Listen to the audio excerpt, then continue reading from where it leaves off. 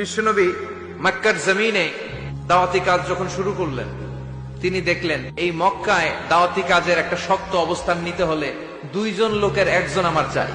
উনি ঘেটে ফেললেন, উনি বুঝে ফেললেন সবাইকে দেখে যে দুইজনের একজন আমার সাথে না থাকলে আমার দাওয়াতি কাজ চালানো কষ্ট হয়ে যাবে। এজন্য গভীর রাতে তাহাজ্জুদের নামাজ শেষে আল্লাহর কাছে কেঁদে কেঁদে বিশ্বনবী দোয়া করে, আল্লাহুম্মা আইজ্জাল ইসলাম বি আহাব্বির রাজুলাইনি ইলাইক। আল্লাহ, দুইজন লোকের যেই লোকটারে তোমার দরবারে মকবুল মনে হয়, ভালো লাগে, পছন্দ হয়, তাদের একজনকে ইসলামের ভেতরে ঢুকিয়ে দিয়ে ইসলামকে তুমি বিজয় দান করে দাও। ও আল্লাহ, দুইজনের একজনকে আমার চাই। একজন হলো আবি জাহাল ইবনে হিশাম, হিশামের বেটা আবু জাহাল, আও উমর ইবনুল খাত্তাব, অথবা খাত্তাবের বেটা উমর। সুবহানাল্লাহ পড়ে। সাথে সাথে দোয়া কবুল করলো কে? কার জন্য করলো? নাকি আবু জাহেলের জন্য? আবু জাহেলের চোখের সামনে পর্দা ছিল, ও পর্দা সরায় না। ওর অন্তরে পর্দা, ও পর্দা উঠে সত্যটা দেখতে চায় না। এজন্য ওর জন্য গোটা বিশ্ববাসীর আছে ঘৃণা। ও যেখানে মারা গেছে, ওর যেখানে জন্মস্থান, ওইখানে সৌদি সরকার ল্যাট্রিন বানায় দিচ্ছে, ঘৃণার প্রতীক। ওইখানে তো অন্য কিছু বানাইতে পারত, ল্যাট্রিন বানাইতে যাবে কেন? গোটা বিশ্বের মানুষ যায় যেন এটা ভরাই দিয়ে আসতে। কথা বলেন। এই বেয়াদবটার জন্য আল্লাহ দোয়া কবুল করে নাই। ওমরে ফারুক রাগী ছিলেন, কিন্তু সত্য প্রকাশে, সত্য গ্রহণে আপসহীন। সত্য দেখলেই উনি মেনে নিতেন। এটা জাহেলি যুগে ওনার মধ্যে এই গুণ ছিল। আল্লাহু আকবার। বিশ্বনবী কেঁদে কেঁদে দোয়া করে, আল্লাহ, মক্কার জমিনে এই দুইজনের একজন যদি কালেমা না পড়ে, মক্কার জমিনে দাওয়াতি কাজ চালিয়ে যাওয়া কঠিন হয়ে যাবে। হয় হিশামের বেটা আবু জাহেল কিংবা খাত্তাবের বেটা ওমরকে তুমি ইসলামে ঢুকাও। আল্লাহ ওমরের জন্য দোয়া কবুল করলেন।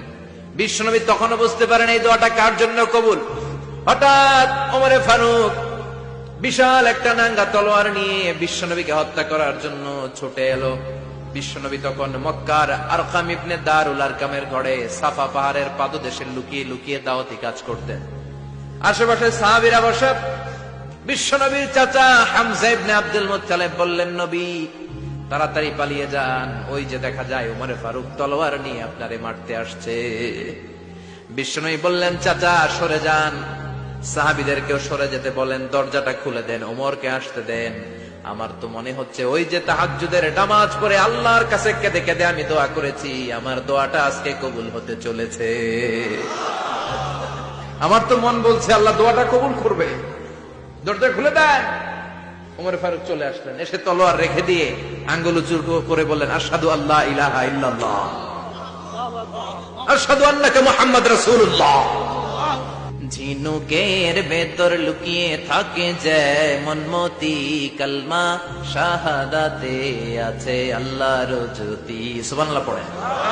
কি আল্লাহর জ্যোতি এসে ওমরে ফারুকের হৃদয়টাকে নুরানি করে দিল। তিনি তলোয়ার রেখে ঘোষণা দিলেন, আশহাদু আল্লা ইলাহা ইল্লাল্লাহ ওয়া আশহাদু আন্নাকা মুহাম্মাদ আবদুল্লাহ ওয়া রাসূলুহু। বিশ্বনবী খুশি হয়ে গেলেন। ফাতারদা ওয়ালা সাওফা ইউতিকা রাব্বুকা ফাতারদা। ও নবী, অচিরে এমন এমন জিনিস একটার পর একটা আমি আপনারে দান করব, এগুলো পেয়ে আপনি খুশি হয়ে যাবেন গো নবী। আপনার অন্তরে দুঃখ, কষ্ট, হতাশা, আপসেট হওয়ার মানসিকতা, ফ্রাস্ট্রেশন কিছু আল্লাহ রাখবো না। ওয়ালা সাওফা ইউতিকা রাব্বুকা ফাতারদা। অচিরে এমন এমন জিনিস আমি আল্লাহ আপনারে দেব, আপনি খুশি হয়ে যাবেন। ওমরে ফারুকের ইসলাম ধর্ম গ্রহণ করানোর মাধ্যমে বিশ্বনবীর মনটারে খুশি করে দিল কে? আল্লাহ। ফাতারদা। বিশ্বনবী খুশি হয়ে গেলেন। পাইছেন আল্লাহ কিভাবে বিশ্বনবীর খুশি করে? সুবহানাল্লাহ পড়বেন না? এরপরে বিশ্বনবী মক্কা থেকে তায়েফে দাওয়াত দিতে গেলেন। কোথায়? হজ উমরা যারা করেছেন 70 থেকে 75-80 কিলো দূরে পাহাড়ি পথ বেয়ে বেয়ে উঠতে হয়। 6-7 হাজার ফিট উপরে পাহাড়ের উপরে তায়েফের শহর, তায়েফ সিটি। ঠান্ডা। ওইখানে গেলে মনেই হবে না এটা সৌদি আরব। ওইখানে জ্যাকেট লাগে। কি লাগে? জ্যাকেট। বিশ্বনবী কষ্ট করে 80 কিলোমিটার পথ পাড়ি দিয়ে তায়েফের ছেলেদেরকে দাওয়াত দিতে গেলেন। কিন্তু বিশ্বনবীর দাওয়াতি এই ডাকে, এই আহ্বানে তারা সাড়া দেয় নাই। বিশ্বনবীর এই দাওয়াতকে তারা রিজেক্ট করেছে। বিশ্বনবীকে পাথর মেরেছে। বিশ্বনবীর মোবারক দেহটাকে রক্তাক্ত করেছে। আমার নবীর এই সুন্দর দেহটা বেয়ে বেয়ে ঝরঝর করে রক্ত ঝরেছে। তায়েফের মাটি সাক্ষী, তায়েফের পাথর সাক্ষী। 3টা জায়গায় বিশ্বনবী বেহুশ হয়েছে। এখনো ওখানে গেলে স্থানীয় লোকরা বলে, বংশ পরম্পরায় ওরা জেনে এসেছিল যে এই জায়গাগুলোতে বিশ্বনবীকে আঘাত করা হয়েছে। এখনো লোকজন দেখায় এখানে পড়েছিল বিশ্বনবী, ওখানে পড়েছিল, ওখানে পড়েছিল, ওই খেজুর বাগানে বিশ্বনবী লুকিয়েছিল, আজও ওখানে খেজুর বাগানই করে রাখছে। পাথরের আঘাতে ক্ষত বিক্ষত হয়ে সারা শরীর থেকে রক্ত ঝরে, এ রাসূল তোমাকে বলি আমি কেমন করে। ঠিক কিনা? পাথর মেরে বিশ্বনবীকে রক্তাক্ত করা হলো। বিশ্বনবী রক্তাক্ত। বিশ্বনবীর সাহাবা সাইয়েদনা যায়েদ রাদিয়াল্লাহু তাআলা কুয়া থেকে পানি এনে বিশ্বনবীর গা থেকে রক্তগুলো ছেড়ে ফেলে দেয়। বিশ্বনবীর গায়ের মধ্যে পানি দিয়ে হাত পাগুলো ধুইয়ে দেয়। বিশ্বনবী কাঁদে, আহা কাঁদে। রহমতের নবী কাঁদে, আরেকজনের জন্য কাঁদে, নিজের কোনো লাভ নাই। মায়ের খাইছে, ওরা যেন বাঁচে জাহান্নামের আগুন থেকে। সুবহানাল্লাহ কইবেন না? ওদেরকে বাঁচাইতে আসছিল জাহান্নামের মায়ের থেকে, জাহান্নামের শাস্তি থেকে। ওদেরকে বাঁচানোর জন্য নবী মায়ের খেয়েছে। চিল্লায় এখন ঠিক কিনা? কেঁদে কেঁদে বিশ্বনবী হয়রান। যায়েদ রাদিয়াল্লাহু তাআলা আনহু বিশ্বনবীর সান্ত্বনা দেন, নবী কাঁদবেন না। হামলাতুল জিবাল, পাহাড় রক্ষী ফেরেশতারা এসে বলে, নবী আপনি শুধু অর্ডার করেন, এই যে পাহাড়ের গিরিপথ, এই দুইটা গিরিপথ, এই দুইটা পাহাড় এমন ভাবে দুই দিক থেকে চাপা দেব গো নবী, তায়েফের সবগুলো ছেলের মুহূর্তের মধ্যে ধূলিসাৎ করে দেব। বিষ্ণুই বললেন, না, আমি ক্ষমা করে দিলাম, আমি ক্ষমা করে দিলাম। আমার গায়ের উপরে যারা অত্যাচার করে এর কোনোটার প্রতিশোধ আমি নেই না। আমি শুধু প্রতিশোধ নেই যারা ইসলামের বিরোধিতা করে। চিল্লায় বলেন ঠিক কিনা? বিশ্বনবীকে আঘাত করা হয়েছে, তার গায়ে শারীরিক কষ্ট, এটার শাস্তি বিশ্বনবী দিতেন না, কখনোই দিতেন না, ক্ষমা করে দিতেন। কিন্তু ইসলামকে মারাত্মক ভাবে যদি ইসলামের বিরুদ্ধাচরণ কেউ যদি করত, শুধু তাদের উপর বিশ্বনবী তলোয়ার চালাতেন। চিৎকার করে বলতে হবে ঠিক কিনা? বিশ্বনবী কাঁদলেন। কে দেখে বিশ্বনবীর কান্না, নিজের জন্য কাঁদে না, ওদের জন্য কাঁদে। আর বললেন, না ফেরেশতারা, ওদেরকে তোমরা মেরে ফেলো না, হয়তো ওরা কালিমা পড়ে নাই, ওদের ভবিষ্যৎ প্রজন্মদের মধ্য থেকে কেউ না কেউ কালিমার বাণী পড়বে। তাই হয়েছে। তায়েফে গেলে হৃদয়টা ঠান্ডা হয়ে যায়। মসজিদ আর মসজিদ, মসজিদ আর মসজিদ, আল্লাহ ওয়ালাদের ভিড়, চমৎকার এক পরিবেশ, তায়েফের পরিবেশ। বিশ্বনবী কেঁদে কেঁদে হয়রান। আল্লাহ রসের উপর থেকে টের পাচ্ছে বিশ্বনবীর মনটা ভালো না।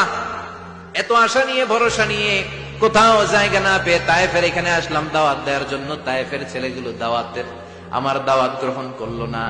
বিশ্বনবীর মনটা বড্ড খারাপ। বিশ্বনবী নামাজে দাঁড়িয়ে গেলেন। বিশ্বনবী নামাজে দাঁড়িয়ে তেলাওয়াত করছেন, পাশ দিয়ে একদল জিন বিশ্বনবীর পাশ দিয়ে চলে যাচ্ছিল। একদল জিন, জিন জাতি চলে যাচ্ছে, আর বিশ্বনবীর তেলাওয়াত শুনে তারা থমকে দাঁড়ায়। ঘিরে এত সুন্দর কোরআন, এরকম তো শুনি নাই। ইনি কে? খোঁজখবর নিয়ে দেখলেন ইনি বিশ্বনবী। সুবহানাল্লাহ পড়েন। তারপরে এরা ছুটে গেল এলাকায়। এলাকায় যে এরা ঘোষণা দেয়া শুরু করলো, ইন্না সামি'না কুরআনান আজাবা ইয়াহদি ইলার রুশদি ফাআমান্না বিহি। নিশ্চয় আমরা আজীব চমৎকার কোরআন তেলাওয়াত শুনে এসেছি। এই তেলাওয়াত সাধারণ তেলাওয়াত নয়, এই আয়াত দুনিয়ার মানুষের বানানো আয়াত নয়। এই আয়াতগুলো পাঠিয়েছে কে? এই আয়াতগুলো ইয়াহদি ইলার রুশদি, হেদায়েতের দিকে মানুষকে পথ দেখায়। তাই আমরা যারা এই তেলাওয়াত শুনেছি, আমান্না বিহি, এই তেলাওয়াত শুনে, কোরআন শুনে, বিশ্বনবীর কণ্ঠে তেলাওয়াত শুনে আমরা সবাই ঈমান এনে মুসলমান হয়ে গেলাম। বিশ্বনবী তখনও জানে না জিনেরা যে মুসলমান হয়েছে। বিশ্বনবী নামাজ পড়ে যখন বসলেন, সাইয়েদনা জিবরাইল মারফত আল্লাহ বিশ্বনবীরে জানায়, ও নবী হতাশ হন কেন? হতাশ হবেন না, নিরাশ হবেন না, হাল ছাড়বেন না, ভরসা রাখবেন কার উপর? ও নবী হতাশ হন কেন? দাওয়াত দিতে এসেছিলেন তায়েফের যুবকদেরকে। তায়েফের যুবকরা দাওয়াত কবুল করে নাই তো কি হয়েছে? তার বিপরীতে অদৃশ্য জগতের একটা প্রাণী, জিন জাতি, তারা আপনার কণ্ঠের সুন্দর তেলাওয়াত শুনে কালিমা পড়ে মুসলমান হয়ে গিয়েছে গো নবী।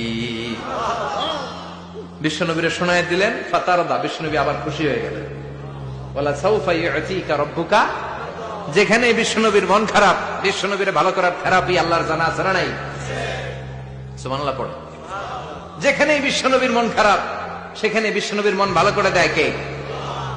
এরপরে বিশ্বনবীর কলিজার টুকরা খাদিজাতুল কুবরা তাহেরা ইন্তেকাল করলেন।